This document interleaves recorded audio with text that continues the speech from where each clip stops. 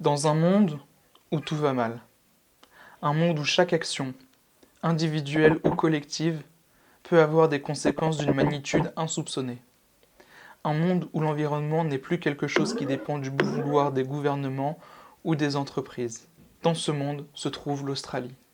Avec une superficie de 7 692 060 km² pour à peine plus de 25 millions d'habitants, il est inutile de préciser que l'environnement prend une énorme part de l'Australie. Le gouvernement australien est similaire au gouvernement états-unien ou au gouvernement allemand. J'entends par là que le pays est découpé en États et chaque État ayant son propre gouvernement indépendant des autres.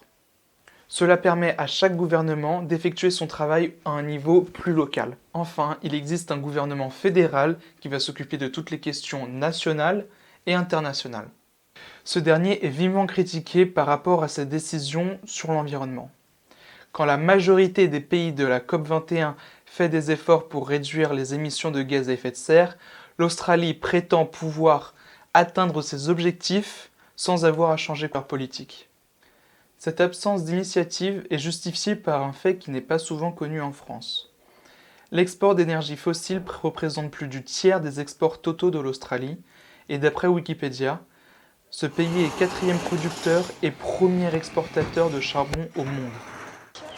Devant cette inaction, des initiatives inédites ont été mises en place par les citoyens qui ont l'impression que le gouvernement leur fait la sourde oreille. Parmi ces initiatives, le Climate Strike se démarque par son importance.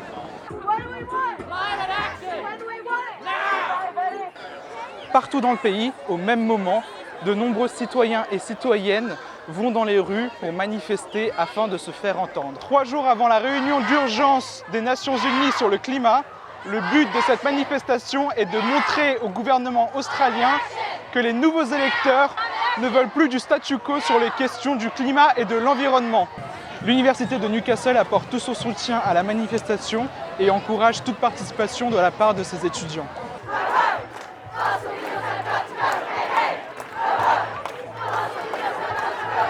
Le mouvement du Climate Strike est tellement important que lors de sa dernière itération, en mars, plus d'1,6 million de personnes ont manifesté dans la rue.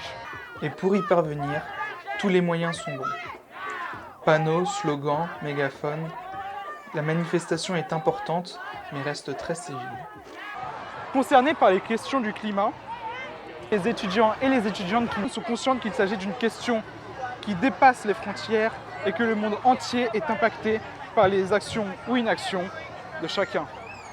So today was the climate strike thing and we went on a walk around and there was like heaps of people and that was really cool. I think it's fairly important because the current government in Australia is not really listening to what the people want, and they're kind of they're ignoring sort of what the climate change is they're ignoring climate change. So I heard about this today and I heard that it's worldwide, so I thought it'd be good to come out, and I thought like it's pretty good. Like a lot of people came out today, so I thought that was pretty good. Yeah.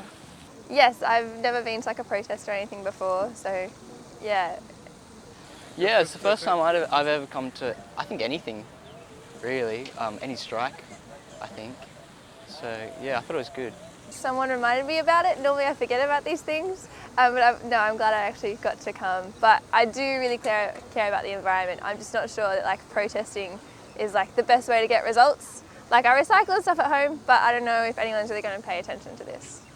I mean, I think like a lot of people do nowadays. I think about it like when I'm at home, like